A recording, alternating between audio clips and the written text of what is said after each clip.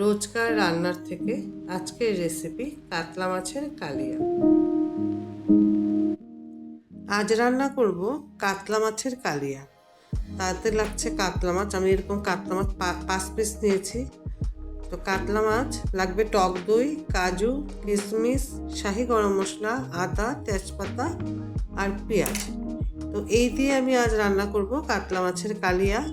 তো আমি টক দই এখানে 4 চামচের মতন টক দই নিয়েছি। 4 চামচ টক দই নিলে হয়ে যাবে। এখন আমি কড়াতে খানিকটা তেল দিয়ে দিলাম, অল্প, বেশি না। দিয়ে তাতে দিয়ে দেবো পেঁয়াজটা, কুচি করে নিয়েছি পেঁয়াজটা দিয়ে দিলাম। পেঁয়াজটা দিয়ে পেঁয়াজটা একটু ভাজা হোক, তারপরে আমি দেখাই। পেঁয়াজটা যখন আধা ভাজা হবে, তাতে আমি দিয়ে দিব কাজুটা একটু ভেজে নেব। সঙ্গে দিয়ে দিব কয়েকটা কিশমিশ। তো আমি এখানে 8-10টা কিশমিশ নিয়েছি, 5-6টা কাজু নিয়েছি, আর ছোটো পেঁয়াজ ছিল, তো এই 2টা পেঁয়াজ নিয়েছি। তো এটাকে একটু ভেজে নিলাম। ভেজে নিয়ে এটাকে আমি একটু পেস্ট করে নেব, তারপরে আমি দেখাই পেস্টটা। এই ভাজাটার মধ্যে লাস্টে আমি আদাটাও দিয়ে দিব, একসাথে পেস্ট করে নেব। আদা, পেঁয়াজ, কাজু, কিশমিশ হয়ে গেল। এখন আমি নামিয়ে দিই। আদাটা ভাজবো না, জাস্ট একসাথে করবো বলে দিয়ে দিলাম। এবার কড়াইতে আর খানিকটা তেল দিয়ে এবার আমি মাছটা ভেজে নিই।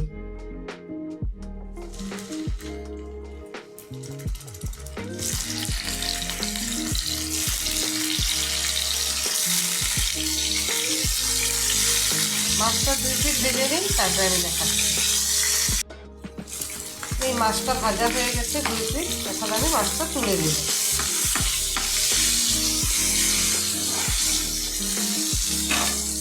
মাছগুলো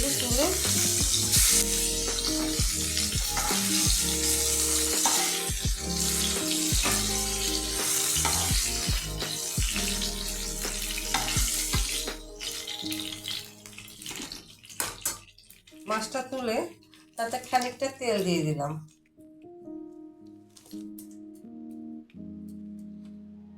দিয়ে প্রথমে আমি তাতে দিব তেজপাতা ফোড়ন দিয়ে দিব। তেজপাতা ফোড়ন দিয়ে আমি যেখানে করেছিলাম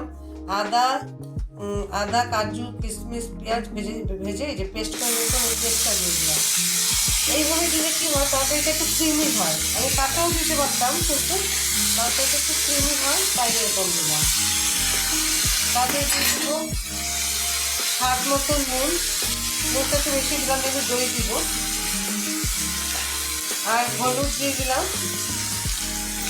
1 চামচ, আর লাল লঙ্কার গুঁড়ো দিয়ে দিলাম 1 চামচ, আর 1/2 চামচের মতন জিরের গুঁড়াটা একটু কম দিয়ে মশলাটা ভালো করে কষিয়ে নিই, তারপর দেখাচ্ছি। মশলাটা কষানো হয়ে গেছে, মশলাটা যে তেল ছেড়ে দিচ্ছে। তো এখন আমি তাতে দিয়ে দিব দইটাকে আমি একটু পেস্ট করে নিলাম, তাতে কুচি যা থাকে, কুচি থাকলে ভালো লাগবে না, তাই আমি এখন দইটা দিয়ে একটু কষিয়ে নিই, তারপরে আমি দেখাচ্ছি। মশলাটা ভালো করে কষানো হয়ে গেছে। এখন আমি তাতে দিয়ে দিব জল।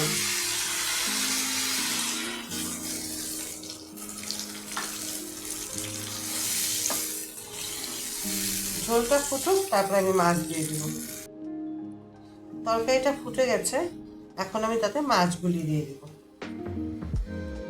দিয়ে মোটামুটি 5 থেকে 7 মিনিট মিডিয়াম আছে এটাকে জাল দিয়ে নিই, তারপরে আমি দেখাচ্ছি।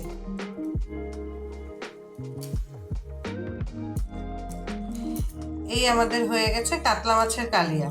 তো এখনো একটু বাকি আছে, এখন আমি তাতে গরম মশলা দিব, তো ওটা আমি দেখাচ্ছি। এখন আমরা এরকম একটা বাটিতে, ফোড়নের বাটিতে সাদা তেল নিয়ে নিলাম 2 চামচের মতন। এই সাদা তেলটা গরম হলে তাতে দিয়ে দিব আধা চামচ। সাদা তেলটা গরম হোক, তাতে আমি দিয়ে দিব এরকম আধা চামচ শাহি গরম মশলা, আর তার সাথে এই তেলটা গরম হোক, তাতে আমি দিয়ে দেবো আধা চামচ শাহি গরম মশলা আর আধা চামচ লাল লঙ্কার গুঁড়ো দিয়ে এই গরম তেলটার মধ্যে দিয়ে দেবো, দিয়ে তরকারিটাতে দিয়ে দেবো। দিয়ে দিলাম, দিয়ে আর জাল দিব না। আমি যে তেলের মধ্যে লঙ্কার গুঁড়ো আর গরম মশলা দিয়ে যা গরম করেছিলাম সেটা এখন তরকারির উপরে দিয়ে দেবো, ফাইনাল টাচ। তো রোজকার রান্নার থেকে আজকের রেসিপি কাতলা মাছের কালিয়া।